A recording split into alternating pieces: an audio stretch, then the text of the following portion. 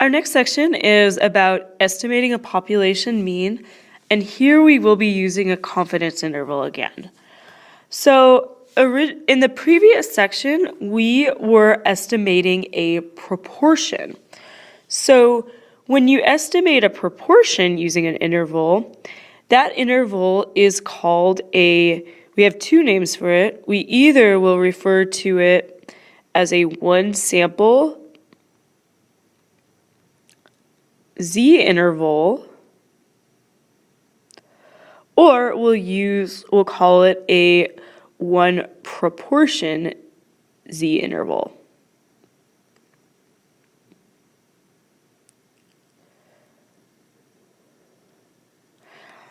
And that's used for proportions.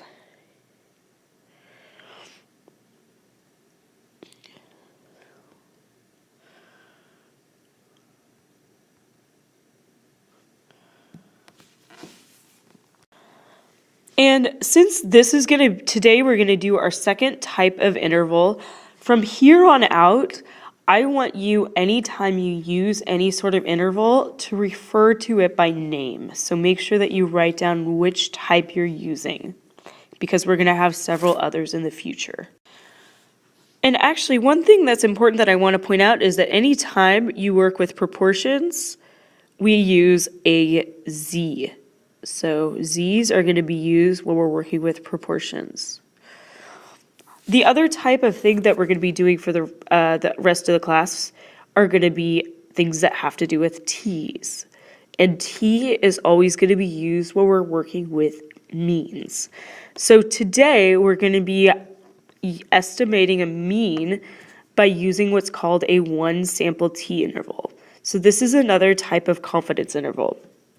So the formula is going to be slightly similar to the previous one. It's going to be the same setup, but there's going to be a few differences. So we're going to have X bar, which is our sample mean, plus or minus T star, you'll notice before we had a Z in the Z interval, times our sample standard deviation over the square root of our sample size. So just remember, this X is our sample mean.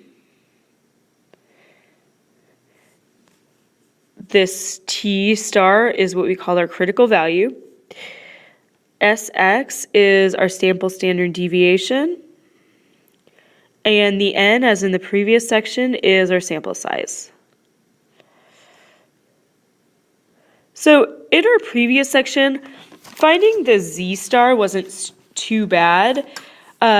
This section is going to be a little bit harder. There's a little extra step because we're going to have to find something extra for our T star. So everything where we're working with T is going to depend on our sample size. And the first thing we're going to always have to find is what's called our degrees of freedom, which we abbreviate as DF.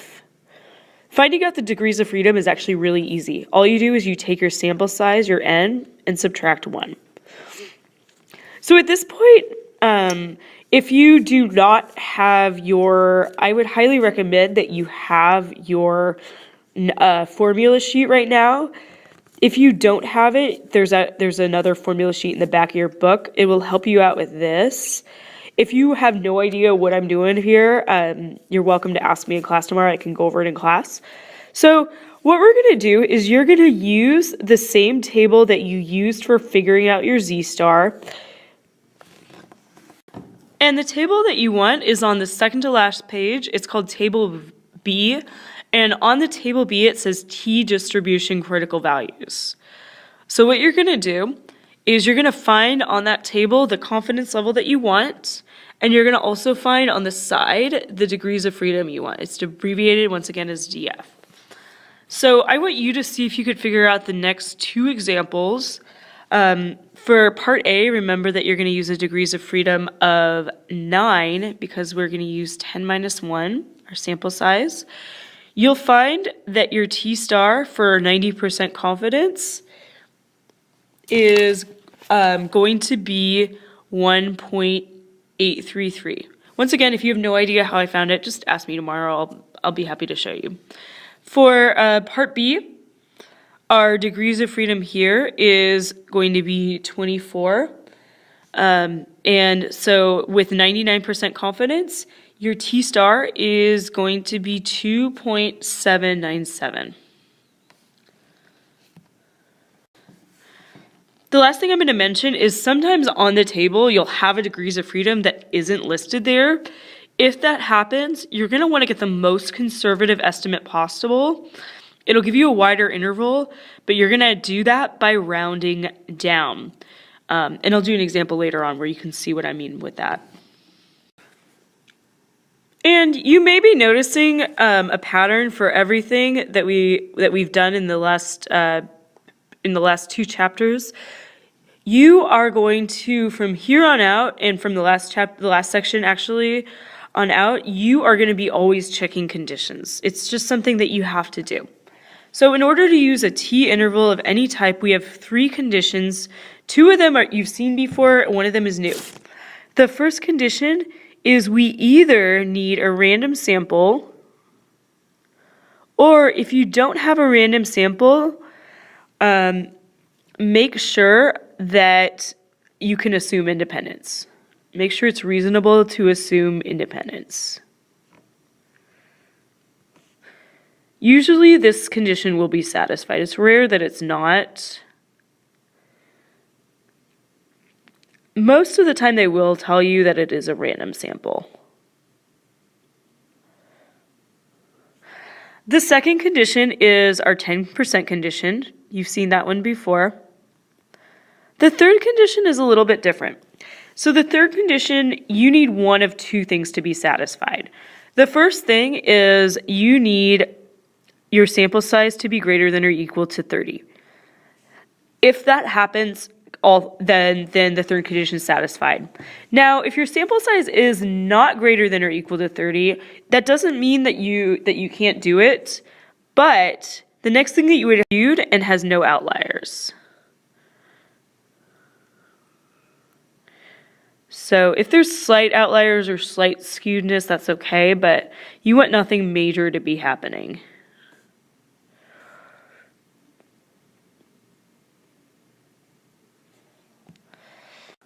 So for example number 2, they're asking us if we could safely use a T-star critical value to calculate a confidence interval for the proportion mean in each of the following settings. What they're asking you to do here, they ask it in a very confusing way, but actually what they want you to do is they want you to check to see if the conditions are satisfied. So that's what you're doing there.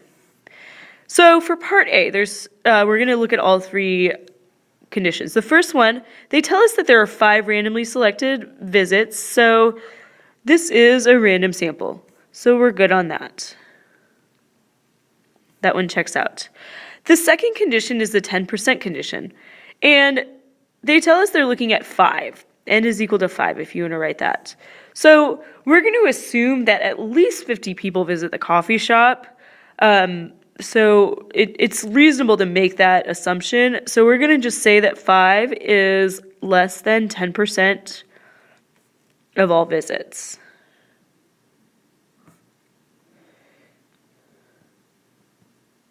So that one checks out. Our third condition is we can have one of 2 things happen. The first thing is n is greater than or equal to 30. So n is not greater than or equal to 30, so we need to look at the distribution and the shape. They actually give us the shape, which is really nice. Unfortunately, the shape it really is not a very good shape. So the shape has a big outlier. So we're going to say, so you'll notice that there's a few things clustered between like 1 and 3, but then there's one all the way up at 6. So we're going to say that the distribution has an outlier. And what that means is that we cannot use a confidence interval. So the answer for that one is no. And you probably also want to mention that the sample size is small, just so you can show that both of those things don't work.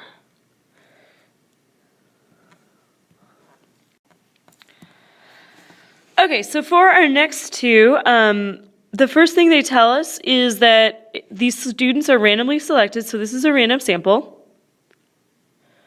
The second thing is that there are 100 students. So we can say that 100 is less than 10% of all high school students. So the third condition, you might notice that there's some outliers, which would be a problem. However, our sample size right here is 100.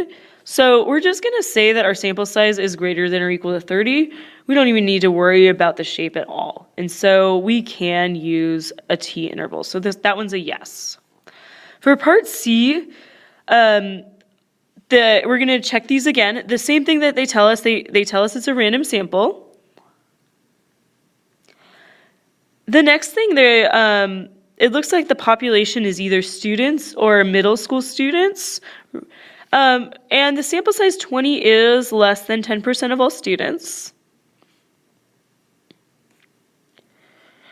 The third thing is our one of two conditions. So the first thing, our sample size is 20. So we can't assume that the sample is large enough. But if we look at the shape, now our shape isn't perfect. Ideally, we would have like a beautiful normal shaped graph. It's not. However, the graph doesn't have any major outliers and it's not skewed. So we are actually going to say that this one is okay. There's maybe a slight outlier, but it's not far enough away that we're going to really be too concerned about it. And the sample size of 20 is a little bit small, but it's the distribution looks okay. So we're going to say yes for this one. And on all of these, when you're looking at this shape, just use your best judgment. Usually if you can't use it, it's going to be super obvious. But just use your judgment on those. Okay, the next problem is about Oreo cookies. So what these two students did is they weighed some Oreos. They found out that the mean weight was 11.3921 and the standard deviation was 0.0817. So now we're going to calculate a confidence interval. And the first thing that I want you to do every time you see one of these is I want you to check your conditions. So you'll notice that they even say specifically that this is a random sample. It's a good idea, rather than just writing the word random, to actually write out like a sentence or at least a phrase like this is a random sample. The second thing is that 36 cookies is less than 10% of all cookies.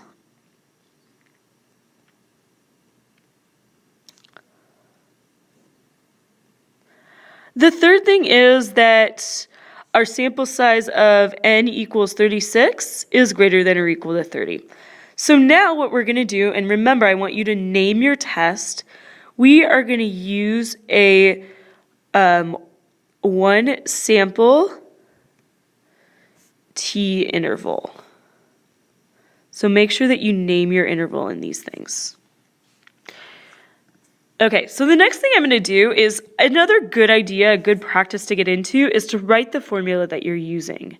Actually, on the AP test, in general, if you either name the interval or you show the formula, either of those will usually suffice, but it's a good idea to do them both.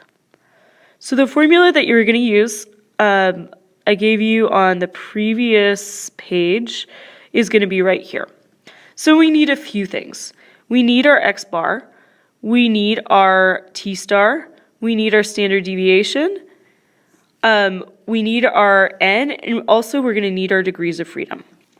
So the n, our sample size is 36, the degrees of freedom is 35, the x bar and the standard deviation they're actually going to give to us. One really good idea on these problems is to actually write out everything that you know in advance. So now what you can do, I want you to take a look on your table to see if you can figure out what the t star is. And when you look at that, you'll figure out actually there is no T star for degrees of freedom of 35. So what I'm going to do is I'm actually going to use the next one, the next degrees of freedom down, which is 30.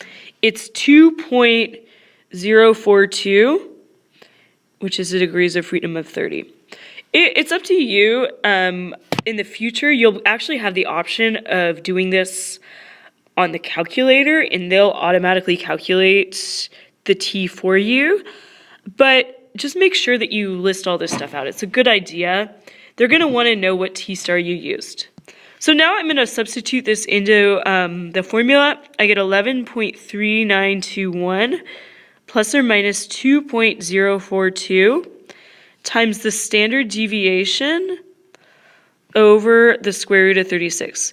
Just a comment, you might remember this from the last section, but remember that we called this thing right here the standard error, and this overall thing was the margin of error.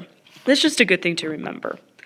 So you'll find out that you get 11.392 plus or minus 0.0278, which gives me 11.3643 and 11.4199. Okay, so the last thing that you're going to want to do on these is you are going to want to write a conclusion of some sort. So your conclusion is going to be usually along the lines of, we are 95% confident that the mean weight of Oreos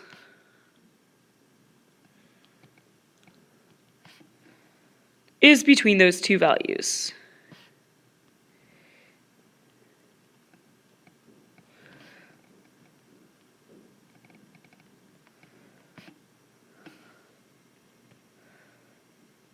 And remember, this is in grams.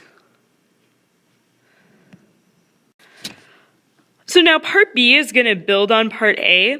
They tell you on the packaging the stated serving size is 3 cookies, which is 34 grams. They want to know if the interval in part A provides evidence that the average weight of a cookie is less than advertised. So for this one, you figure out that 34 divided by 3 is 11.33. And actually, you'll notice that this value is less than the interval. So one thing that's interesting here is that it looks like the average weight of Oreos is actually more than advertised. So that's a little interesting thing with this question. So what I'm going to say, you can write this out in many different ways. I'm going to say because all of the plausible values in the interval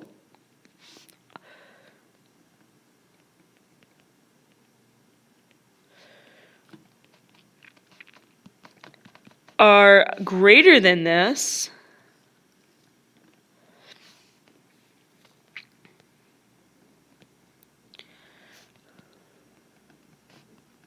uh, 11.33, then we have no evidence of this. And you would find that even if 11.33 was in the interval, there would still be no evidence. The only way to have evidence would be if the entire interval was less than 11.3. And just a side note, you don't have to mention this, but I'm going to say, in fact, we have evidence that the weight is actually greater than advertised.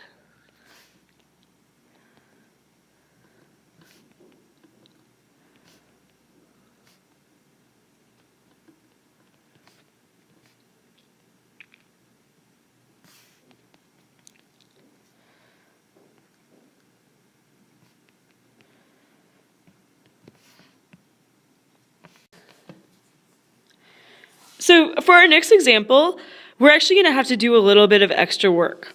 And I'm going to do a quick review of how to do some stuff on the calculator that we may have done a long time ago, but we didn't spend a lot of time on it, so you might not remember it. So what we have is we have a random sample of 20 cups of coffee.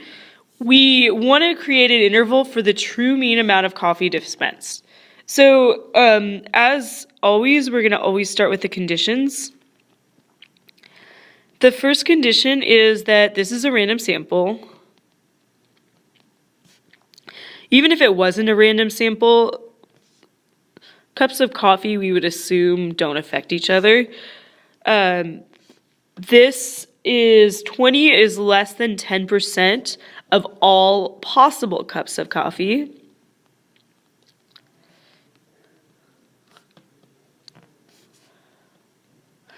The third condition, unfortunately, is a little bit harder to check. The first part of the third condition we know is that our sample size, unfortunately, is less than 30. If it was more than 30 or 30 or more, it would have been really easy. So what we're going to do is we're going to kind of have to come back to that one. What I want to do now is I kind of want to go over what we can do next, because if you look at our interval formula, there are a lot of variables in there, and most of them we don't know. So we need a few things for these problems. We need our x bar. We need our standard deviation of x. We need a sample size. We need a t star, and we need a degrees of freedom. The only ones that you can find easily right now are the n, which is 20, then the degrees of freedom, which is 19. The other thing that you can find semi-easily is the t star, which you can figure out by looking at your charts, at your table. If you look at the table, you'll find that for 95% confidence and degrees of freedom of 19, our t star is 2.093. Now, unfortunately, we do need to find a sample mean, and we need to find a sample standard deviation, and then we have to figure out about this distribution shape. So what we're going to do is we're going to actually use the calculator to calculate those out. So we'll do a little recap on how to do that. The first thing that you're going to want to do is you're going to want to go to Stat and then Edit. And I'd actually like you to do these as we're going along. Feel free to pause and get your calculator, or feel free to pause on any step. So the first thing that we're going to do with our list of values of numbers that we have is go to Stat Edit, put these into L1. And once you have them into L1, you are going to go to Stat, Calc, and you're going to go to number 1, which is the 1 var stats. In the 1 var stats, you're going to want your list to be L1, and your frequency list needs to be empty. When you do that, it'll give you a list of values. So please check that, make sure you got it. In your list of values, you'll find that x bar is 9.845. And you'll find the sample standard deviation is 0.186.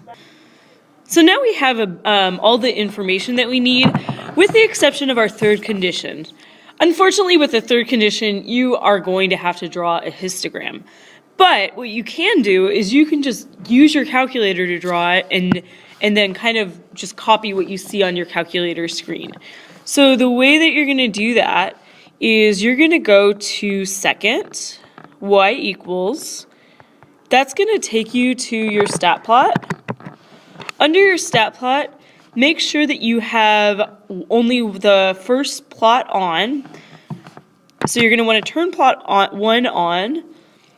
Make sure that a histogram is chosen and that the X list is L1. Then you're going to press zoom 9. And when you do that, you will get a nice little histogram. Mine ends up looking like this. If yours looked a little bit different, let me know. I'll take a look at it. So mine looks like that. And I'm also going to write the distribution is, it's not skewed, it's not skewed, and it has no outliers.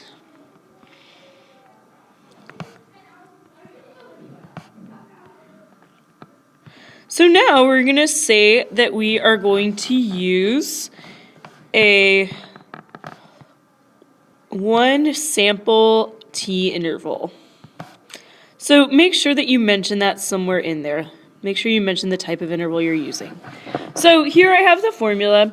All you're going to do now is just plug your numbers into the formula and then work out the rest of the problem.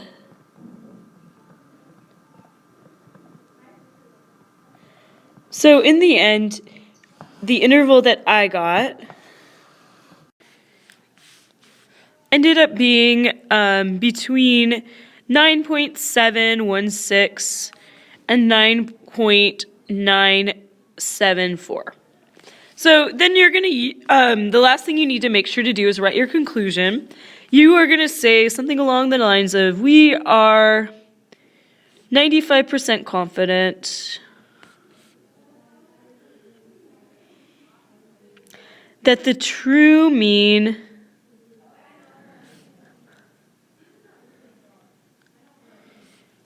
amount per cup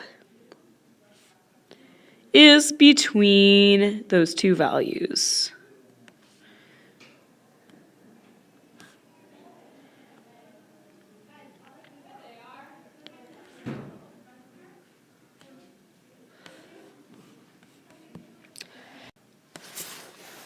So the next question they ask you, based on your interval, do you believe the machine is shortchanging customers?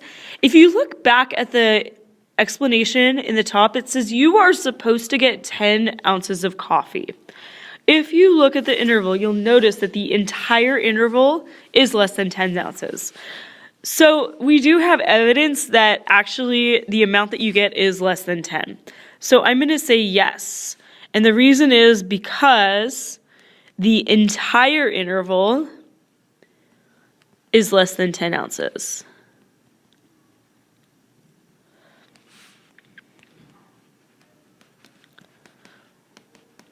Now, if you had gotten any sort of thing, even if it had been to like 10.01 or something, we wouldn't have evidence if 10 was in the interval. But since the entire interval is below 10, we're going to say yes, the machine's shortchanging customers.